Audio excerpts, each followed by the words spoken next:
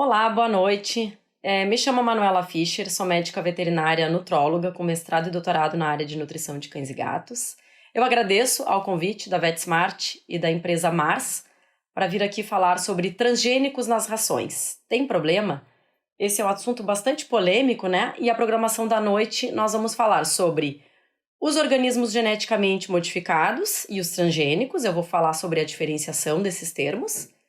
Vamos abordar também um pouco de regulamentação, legislação, as aplicações, vantagens e desvantagens, evidências científicas do uso e vou fazer umas considerações, então, as considerações finais. Bom, então, o que são os organismos geneticamente modificados e os transgênicos? A gente vê com bastante frequência uma utilização de sinônimos entre esses termos, mas eles não são de fato sinônimos. Os OGMs, eles são seres biológicos, sementes, plantas, insetos ou animais, que sofreram alguma mudança apenas estrutural ou na função do seu próprio material genético, sem ter havido introdução de novo material genético de uma espécie diferente. Quando tem a introdução de material genético de uma espécie diferente em outra, esses organismos passam a ser, além de geneticamente modificados, transgênicos. Isso significa que todo transgênico é um organismo geneticamente modificado, porém, nem todo organismo geneticamente modificado é um transgênico. Então, tem diferença. O transgênico há uma transferência de material genético, enquanto que o organismo geneticamente modificado não. Só tem uma modificação, como o nome já diz, né, no material genético, mas do próprio organismo. Bom, então a gente tem essa diferenciação que tem que ficar bem clara, né? Existem os organismos geneticamente modificados transgênicos e os que não são transgênicos, que a gente vai chamar como organismo geneticamente modificado simplesmente. Muitas vezes a gente acaba utilizando da forma como se fosse sinônimo, porque até mesmo nas leituras em que a gente vai fazendo alguns artigos e a gente encontra na literatura essa utilização como organismo geneticamente modificado sem especificar se é um transgênico ou não. Bom, então, para dar um exemplo de um organismo geneticamente modificado e de um transgênico, eu vou mostrar essas maçãs, que são variedades que foram desenvolvidas para não escurecer. Ou seja, o escurecimento da maçã, quando a gente corta, né, ou quando a gente morde, acontece esse escurecimento pela liberação de uma enzima que se chama polifenol oxidase. O gene para a liberação dessa enzima ele é ativado nesses momentos de estresse, ou quando cai no chão, ou quando a gente morde. E aí o que acontece com a maçã é que ela fica com uma cara, uma aparência de que já está num processo de degradação, quando na verdade algumas horas após cortar uma maçã ela já fica escurecida e ela ainda está ótima para consumo. Muitas horas após isso acontecer ela ainda está muito boa nutricionalmente. Então, identificando o gene responsável pela liberação dessa enzima e usando a biotecnologia, os pesquisadores conseguiram silenciar esse gene, né? Ou seja, não permitiram que a maçã produzisse mais e liberasse essa enzima, ou seja, eles conseguiram manter ela sempre com essa aparência, né, de que está ótima para consumo. Então, não tem aqui uma transgenia, não foi feita uma transferência de gene, simplesmente o próprio gene do alimento foi silenciado, né, em função daí de uma vantagem, né, para que o alimento não seja desperdiçado. Existe uma estimativa de que somente nos Estados Unidos mais de 30 bilhões de quilos de alimentos são jogados fora todo ano. E então a gente consegue deixar a maçã com uma aparência melhor e assim ela vai ser consumida por mais tempo e não vai ter tanto alimento jogado fora. Isso, claro, é um exemplo de um alimento sendo algo que dê certo e que possa ser ampliado para outros alimentos seria bastante interessante. E agora, um exemplo de um transgênico, aí sim, os peixinhos chamados de glowfish, eles brilham porque foi feita uma transferência de genes de anêmonas e águas-vivas para os peixes chamados de peixe-zebra. Na verdade, esses peixes foram criados para auxiliar o combate à poluição marinha. Então, na presença de determinados poluentes, como metais pesados, eles brilham. Então, é possível, né, identificar. Mas, obviamente, que eles são criados muito em aquários, né? As pessoas gostam, são peixes bonitos, brilhantes, então são criados também como pets. Tá? Mas aí, então, essa diferença importante entre o OGM, né, o geneticamente modificado, e o transgênico. E aí, especificamente falando da transgenia, do transgênico, o que envolve essa engenharia genética? Primeiramente, identificar a informação genética que dá a um organismo, né, seja ela uma planta, um animal ou um micro-organismo, uma característica desejada, copiar essa informação do organismo que tem a característica, inserir essa informação no DNA de outro organismo e aí monitorar o crescimento desse novo organismo. É dessa forma que funciona. Bom, e aí o que aconteceu aqui no Brasil? A partir de 1995 as coisas foram acontecendo, né, no que diz respeito aos organismos geneticamente modificados. Houve uma lei, 8.974, de 5 de janeiro de 95, que estabeleceu normas para a liberação no meio ambiente de organismos geneticamente modificados e define competências reguladoras da CNT-Bio, que é a Comissão Técnica Nacional de Biossegurança. Essa comissão aprova em 1998 o cultivo e o comércio da soja transgênica. O Instituto de Defesa do Consumidor e o Greenpeace contestaram judicialmente a liberação, alegando que não foram feitas pesquisas sobre o seu impacto ambiental. A Justiça, então, concedeu uma liminar, suspendendo a CTN-Bio, a comissão, de conceder pareceres conclusivos. Em 2001, foi promulgado o Decreto 3.871 como a primeira legislação específica para a rotulagem de transgênicos no Brasil. E, 2 anos depois, o Decreto 4.680, de 24 de abril de 2003, revoga o que havia sido promulgado em 2001, alterando de 4% para 1% para que seja obrigatória a rotulagem do produto como transgênico. Então, qualquer produto que tenha mais de 1% de transgênico tem que ter, né, informação no rótulo obrigatoriamente. O Ministério da Justiça define o símbolo triangular amarelo com o T no centro como padrão de rotulagem para todos os alimentos produzidos com os organismos geneticamente modificados. Então, é aquele Tzinho, né, que frequentemente a gente vê em alguns alimentos. Em 2005, foi aprovada a nova Lei de Biossegurança, que deu à Comissão Técnica Nacional de Biossegurança amplos poderes decisórios por ditar as regras e autorizações de caráter experimental e comercial de organismos geneticamente modificados no Brasil. E após 15 anos, o STF passou a julgar a ação que contesta a exclusividade da Comissão Técnica Nacional de Biossegurança para dispensar estudos de impacto ambiental e liberar a comercialização dos OGMs, agora em 2021.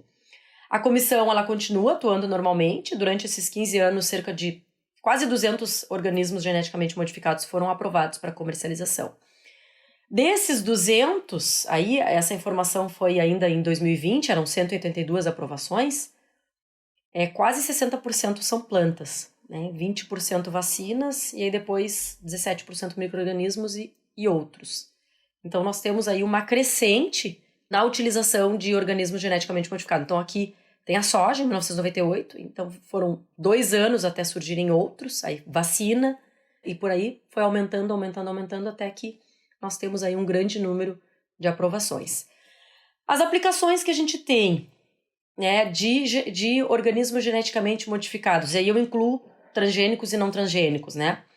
Na saúde, nós temos aplicações importantes, a produção de insulina humana, por exemplo, o hormônio do crescimento por meio de bactérias transgênicas, produção de fatores de coagulação do sangue humano em vacas e cabras para utilização por pessoas hemofílicas, ainda produção de vacinas, como por exemplo hepatite B, dengue, algumas vacinas do Covid-19, não todas.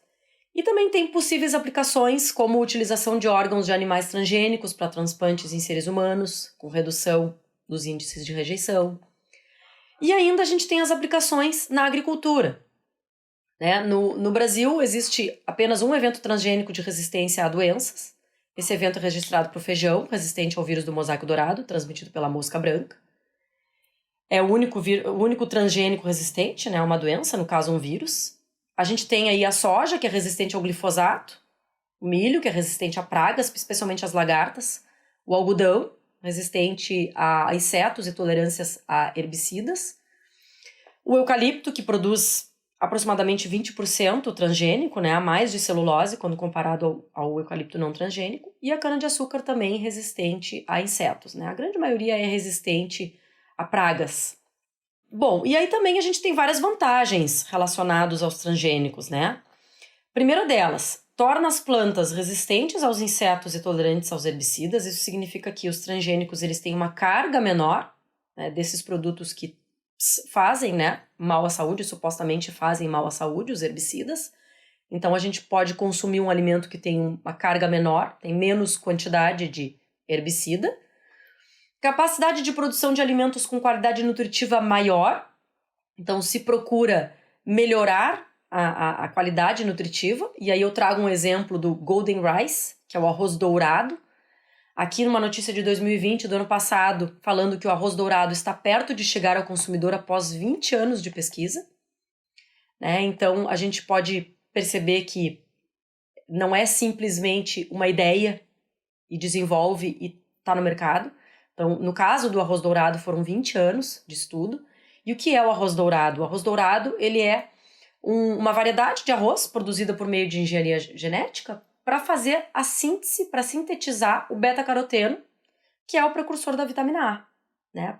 Sintetizar esse beta-caroteno nas partes comestíveis do arroz. Então, o organismo humano ele é extremamente capaz de converter de forma eficiente o beta-caroteno em vitamina A. E aí, estudos demonstram que aproximadamente 150 gramas desse arroz é suficiente para suprir as necessidades de vitamina A em crianças de 6 a 8 anos.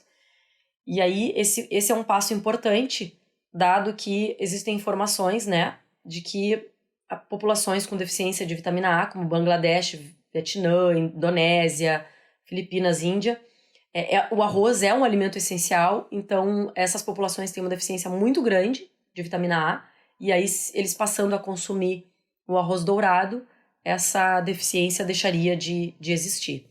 Então, é algo bastante importante, inclusive, né, tem um impacto na saúde de forma positiva. Mas é claro, exige pesquisa, né, e no caso desse arroz foram aí 20 anos, né, para ele chegar ao mercado. Outras vantagens que nós temos: otimização no uso de insumos. Então, se eu tenho uma diminuição do uso de pesticidas e herbicidas, eu tenho economia de trabalho, eu tenho menos combustível que precisa ser utilizado, eu tenho menor entrada de máquinas no campo. Então, eu tenho uma economia, né, para conseguir produzir toda aquela plantação e ter a produção. A gente consegue fazer uma otimização. Maior tolerância às condições ambientais e climáticas, então também para isso se fazem os transgênicos, né, para que esses cultivos eles sejam mais tolerantes ao frio, às chuvas e por aí vai. E também vale a pena a gente lembrar que desde o início da agricultura as populações humanas utilizam cruzamentos controlados para conseguir obter animais e plantas como características do seu interesse. Essa seleção artificial ela é conhecida como melhoramento genético e ela é utilizada até os dias de hoje. Quando a gente fala em melhoramento genético, parece que essa palavra ela é mais bem aceita. E quando a gente fala em transgênico, parece que é uma palavra horrível. Quando na verdade eles estão ali, né, lado a lado. E a gente já vem utilizando isso há muito tempo.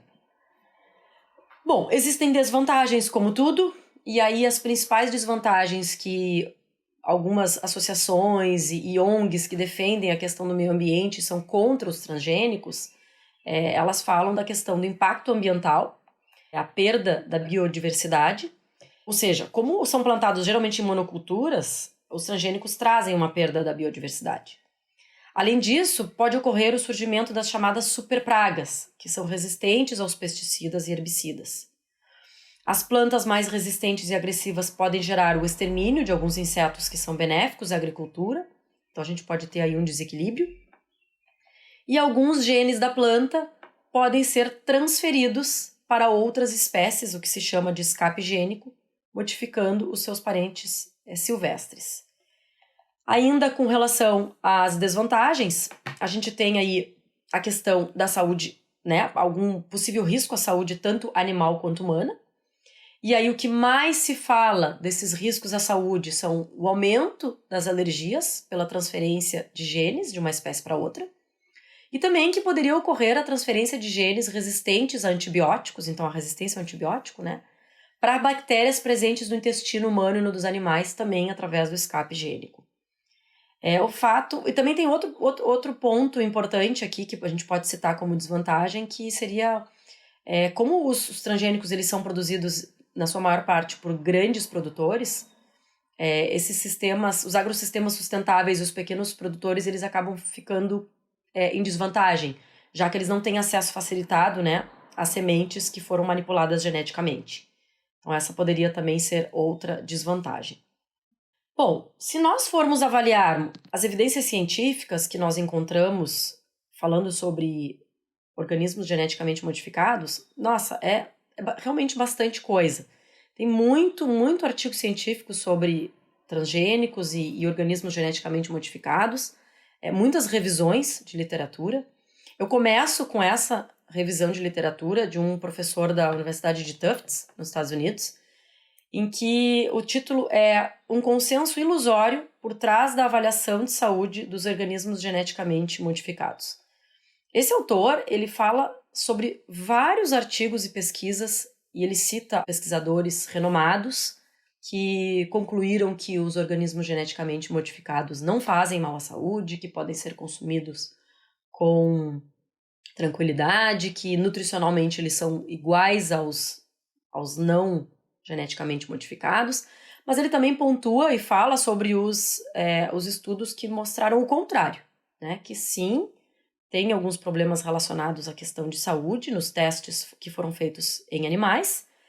E aí ele selecionou 8 revisões, ele encontrou 8 revisões sobre a avaliação em animais, alimentação em animais.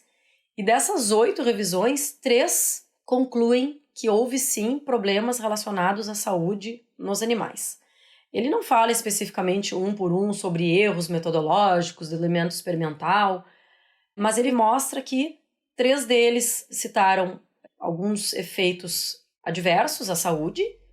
Alguns estudos falam que não teve nenhum problema, né? Então, a maior parte dos produtos foram identificados como seguros, saudáveis. E um ou outro fala que outros estudos têm que ser feitos e ficam ali numa posição mais neutra. Mas foram 3 aí que foram identificados como relatando problemas à saúde.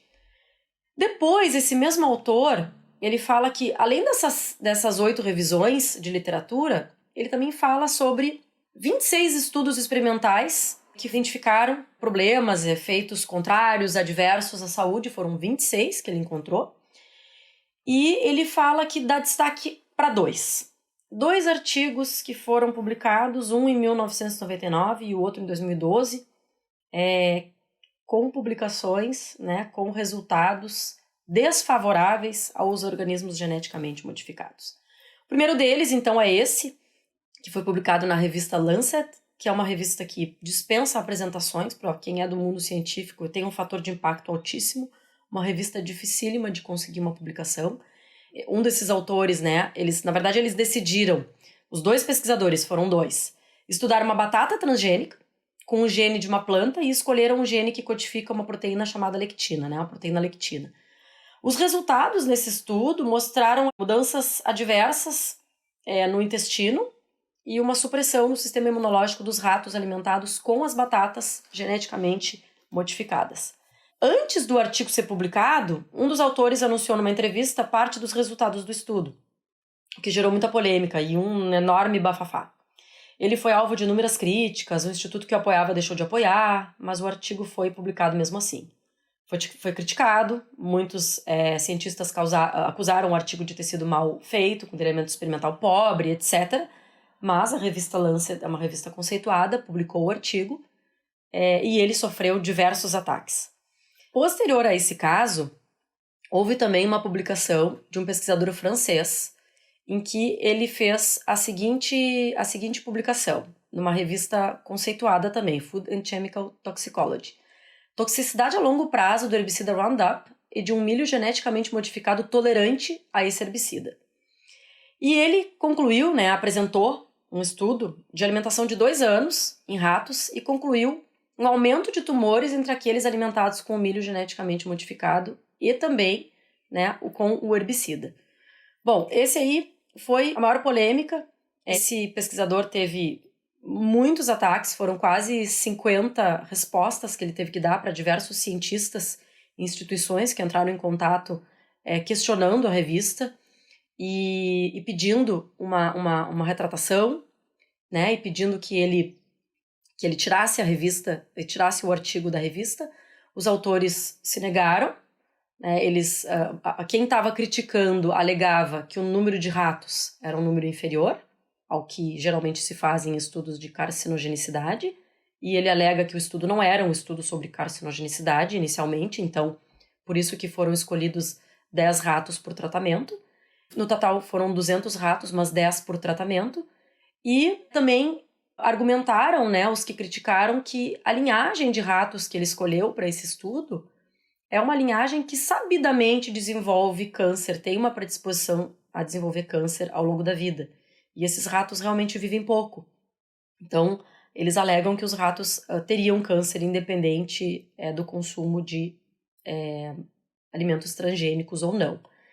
Bom, isso aconteceu, os autores não fizeram todas as respostas, entregaram todos os dados para o editor da revista, e o que aconteceu é que o artigo ele foi retirado, né, da revista da Food and Chemical Toxicology, e aí, 2 anos depois, o artigo foi republicado nessa revista, né, e os autores, então, não se sentiram tão pressionados a ponto de deixar, né, de fazer a publicação que eles acreditam que tenha sido feita da forma correta, com uma metodologia adequada, então conseguiram fazer a publicação em outra revista 2 anos depois. Esses 2 artigos foram artigos muito polêmicos, né, são os artigos mais comentados no meio científico relacionado a organismos geneticamente modificados. São 2 artigos que tiveram, nas suas conclusões, problemas, né, relacionados aos organismos geneticamente modificados. Então, muitos cientistas que fazem estudos e que não veem problema criticaram, concluíram nos seus estudos que não tem problema, criticaram. Mas a grande questão que é falado e é comentado é que os estudos eles não são tão longos quanto deveriam para a gente também ter aí, né, uma inferência na saúde humana, né? Então, talvez outras espécies tenham que ser testadas, é o que alguns cientistas também estão discutindo. Bom, claro que eu comentei que foram 26 artigos que falaram, né, que tanto revisões quanto artigos independentes com experimentos contrários ao uso, mas também tem uma enxurrada, tem muitos artigos científicos falando que não existe nada de efeito adverso em relação ao uso dos organismos geneticamente modificados. Então, esse estudo, que foi uma revisão bibliográfica, o autor concluiu que, no momento, nenhuma toxicidade inesperada foi registrada pelo uso de preparações de Bacillus thuringiensis, o BT, que é a fonte dos genes de resistência nas chamadas plantas BT, né, as transgênicas, que são produzidas comercialmente. E ele também conclui que não temos nenhuma evidência de novas alergias devido ao uso de proteínas transgênicas. O que ele fala é que, se existe um alimento sabidamente alergênico ou com potencial alergênico e é feita uma transferência de genes dele para um outro, essa transferência da alergia, sim, o outro alimento pode se tornar transgênico. Mas não há uma evidência de surgimento de alergias novas, né, devido ao uso dessas proteínas transgênicas. Esse outro estudo, que foi feito por pesquisadores japoneses do hospital de Hong Kong, eles falam, né, concluem que a alergia a alimentos não transgênicos são muito comuns. Então, por exemplo, o amendoim, o camarão, o peixe, algumas frutas também. Essa alergia ela é comum tanto nos alimentos produzidos por criações convencionais quanto por tecnologia geneticamente modificada, né? Então, não tem dados convincentes de que os geneticamente modificados apresentam riscos comparáveis ou superiores, né, aos encontrados diariamente no consumo de alérgenos alimentares naturais, que não são proibidos, porque em alguns casos alguns alimentos são até proibidos. E ele até fala mais, que a introdução de kiwis, né, a recente introdução de kiwis nos últimos anos, resultou no aparecimento de novas alergias e que eles não foram removidos do mercado por causa disso. Em vez disso, ao invés de remover, a rotulagem dos alimentos foi adequada, adaptada, né, para ajudar o consumidor a evitar a exposição se for necessário. Então, esse que é o ponto, se existe algum alimento que é identificado como alergênico, para algumas pessoas, e sabidamente a gente sabe que existem os alimentos alergênicos, as empresas precisam avisar. Então, atualmente, muitos alimentos comerciais humanos que a gente vai consumir aparece, né, como informação. Pode conter traços de castanha, de leite, e aí tem derivados do leite, aí alimentos que são potencialmente alergênicos, que podem estar presentes num alimento que não usam aqueles ingredientes, mas que pode ter algum tipo de contaminação cruzada. Então a questão seria informar o consumidor da forma mais adequada possível, né? Mas que não tem, então, uma relação entre o aumento, né, de alergia em função do alimento ser transgênico. Esse outro estudo, eles avaliaram o sistema imunológico, né, o efeito da soja transgênica e da soja não transgênica no sistema imunológico de ratos e camundongos.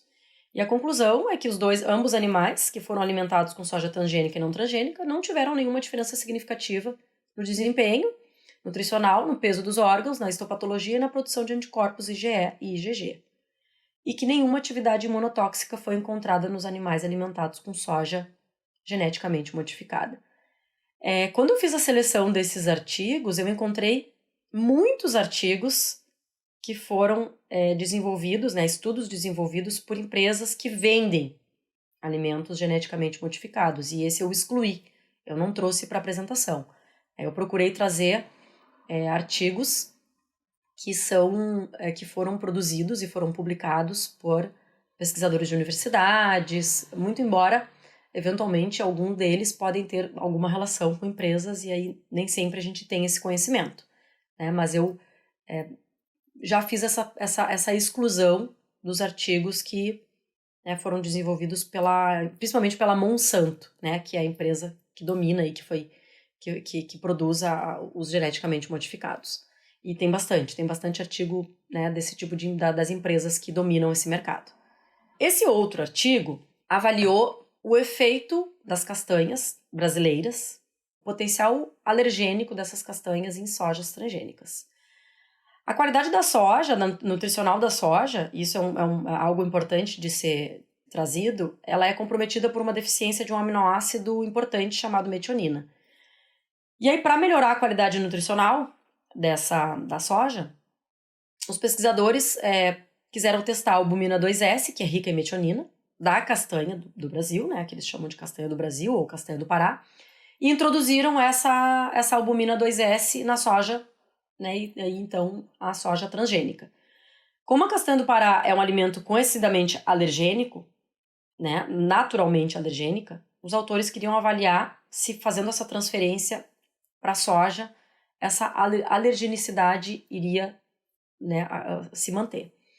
E aí a conclusão foi: a albumina 2S é provavelmente um dos principais alérgenos da castanha do Pará, e a soja transgênica analisada nesse estudo contém essa proteína. Nosso estudo mostra que um alérgeno de um alimento conhecido, por ser alergênico, pode ser transferido para outro alimento por engenharia genética. Então, de novo, é um alimento que é potencialmente alergênico, né, e que vai ter uma transferência de gene para um outro alimento, e aí esse outro alimento também vai ser alergênico. Isso é o que o estudo está dizendo. Agora, não que um alimento que não é alergênico vai haver uma transmissão de gene e esse alimento vai ser, a partir daí, pelo fato de ter sido feita transferência genética, ele passar a ser alergênico, né? Criar novas alergias, que é uma das desvantagens que supostamente o transgênico tem, mas que alguns estudos já tentaram comprovar isso e essa conclusão ainda não. Eu pesquisei bastante, tentei encontrar algo que realmente fosse dessa parte de alergia e não encontrei. Encontrei realmente que é de alergênico para alergênico, né? Essa revisão avaliou os efeitos na saúde, né, dos organismos geneticamente modificados para animais de produção. Foram revisadas 27 publicações científicas do período de 2006 a 2016, que relataram experimentos em que foram avaliados os efeitos na saúde de animais alimentados com culturas geneticamente modificadas. E a conclusão dos autores é que, com base nesta revisão da literatura, concluímos que não há evidências claras de que a ração composta de safras geneticamente modificadas de primeira geração tem efeitos na saúde animal. Então foram, né, uma revisão que avaliou 27 publicações, num período de 10 anos. Isso está de acordo com revisões anteriores sobre culturas geneticamente modificadas para alimentação de animais. E aí ele cita mais outros 2 autores que também fizeram revisão extensa e que também tiveram a mesma conclusão de que são alimentos confiáveis, né? Uma pesquisa, então, de universidade. Aqui eu trouxe uma das revisões que o artigo anterior citou, em que também foi feita uma avaliação do impacto na saúde, né, com alimentos transgênicos, geneticamente modificados, e os estudos revisados apresentam evidências para mostrar que as plantas geneticamente modificadas são nutricionalmente equivalentes às não geneticamente modificadas e podem ser usadas com segurança em alimentos para humanos e animais. Mais um artigo de revisão, né, em que foi feita uma análise de 10 anos, nos últimos 10 anos, sobre a segurança, né, de organismos geneticamente modificados, e a conclusão, muito semelhante às anteriores, nós revisamos a literatura científica sobre segurança de cultivos geneticamente modificados nos últimos 10 anos, e podemos concluir que a pesquisa científica conduzida até agora não detectou nenhum perigo significativo diretamente conectado com o uso de culturas geneticamente modificadas. Mais um artigo, daí aqui um artigo científico, não é uma revisão, né? Foi feito um estudo. E aí eles concluíram, esses diversos autores, que não foram observados efeitos adversos relacionados ao consumo do milho transgênico cultivado com ou sem herbicida por até 2 anos, com base no resultado dos estudos de toxicidade, carcinogenicidade subcrônica e crônica combinada. São apresentadas recomendações sobre a justificativa científica e o valor agregado de testes de alimentação de longo prazo no processo de avaliação de riscos de plantas geneticamente modificadas. E aí, por fim, a Organização Mundial da Saúde, né, tem bastante informação, a gente tem várias perguntas, né, perguntas e respostas no site, porque é um tema muito pesquisado. O FDA também fala sobre os alimentos geneticamente modificados e também se refere a eles como sendo alimentos seguros, que podem ser consumidos com tranquilidade, porque passaram por diversos anos de testes, né? Não é simplesmente desde a ideia, faz alguns estudos e eles já são liberados para consumo, então tem uma série de estudos que tem que seguir, né, com bastante rigorosidade até ser liberado para consumo. E eles concluem, né? A gente pode ver lá nessas respostas que eles falam que os diferentes organismos geneticamente modificados possuem diferentes genes inseridos de maneiras diferentes.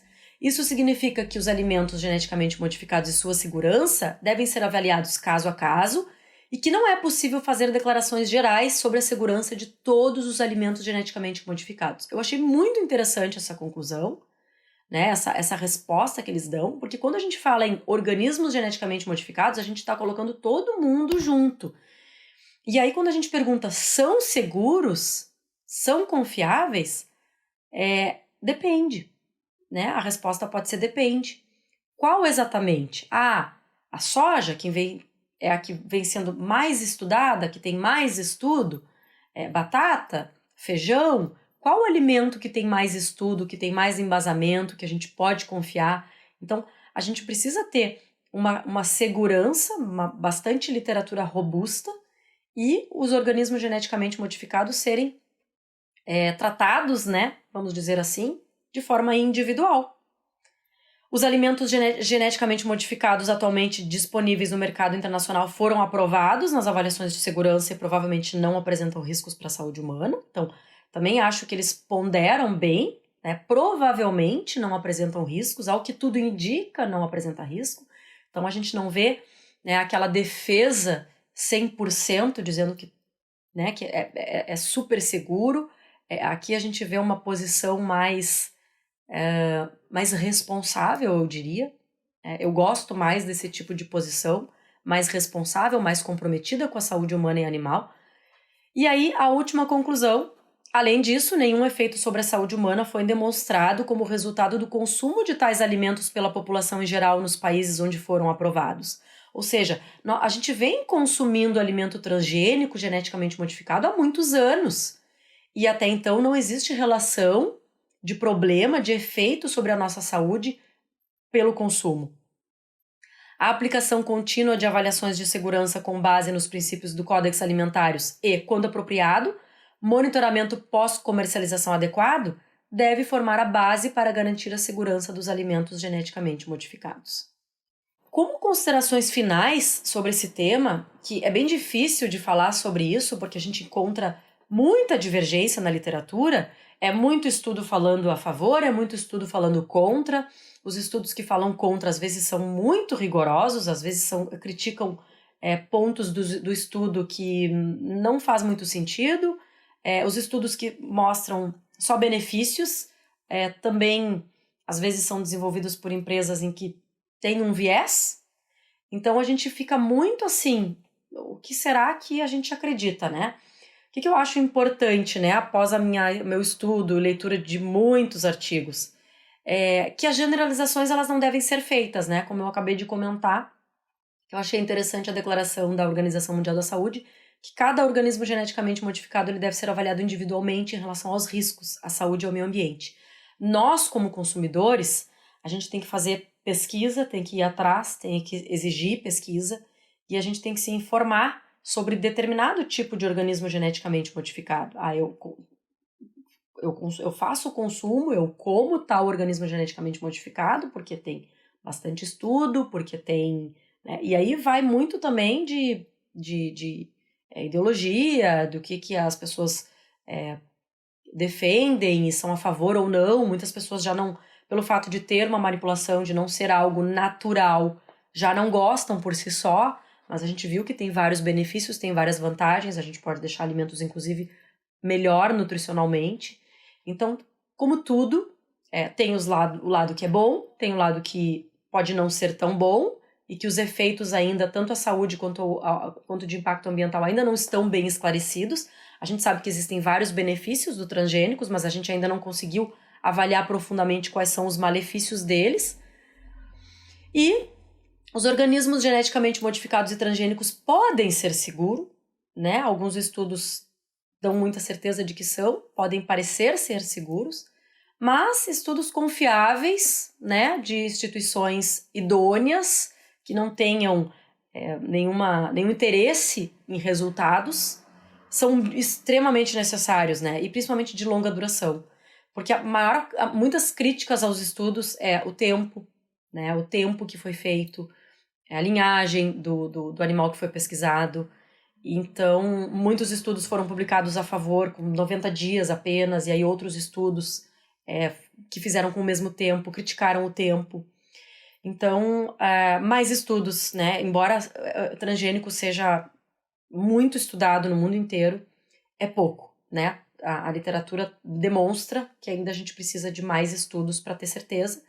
Mas o que a gente tem hoje, se a gente for colocar na balança o que a gente encontra de literatura mais robusta, certamente é mais a favor do que artigos, né, concluindo problemas relacionados à saúde. Então, aparentemente, os organismos geneticamente modificados e transgênicos não apresentam riscos à saúde e, em tese, a gente poderia ficar tranquilos em consumi-los.